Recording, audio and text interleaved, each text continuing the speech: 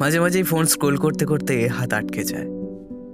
খালি মনে হয়, আমি কি ঠিক করছি? চলেছে একটা অজানা পথের সন্ধানে, অনেক দূর সেই পথ।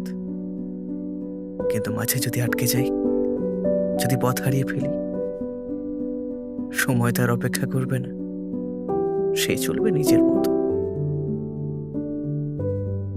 রামি, হয়তো একদিন সব ঠিক হয়ে যাবে, খাবে খাপ খাইয়ে যাবে। জীবনটা অনেকটা বইয়ের পাতার মতো, একটার পর একটা চ্যাপ্টার। তা ভয় হয় নিজের মানুষগুলোর কথা ভেবে, যদি না পারি, যদি হারিয়ে যাই।